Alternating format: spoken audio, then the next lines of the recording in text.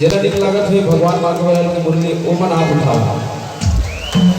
ऐसे सब लोग निक लगते ना तो हाथ नीचे नहीं होना चाहिए झुकते हुए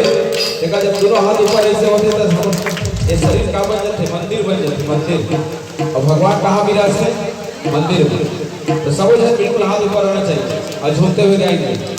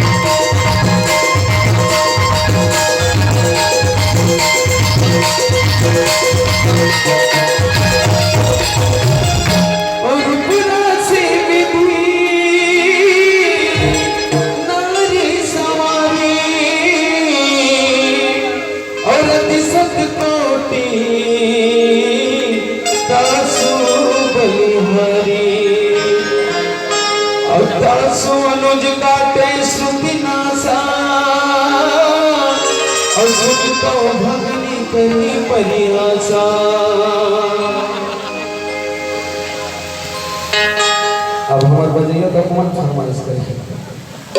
हमारे जल्दी वाले भैया कहते अब कृष्ण भगवान के भजन के रोज के तो गवई हमारा आवाज है बैठे अरे छोटे से श्याम कन्हैया छोटे से श्याम कन्हैया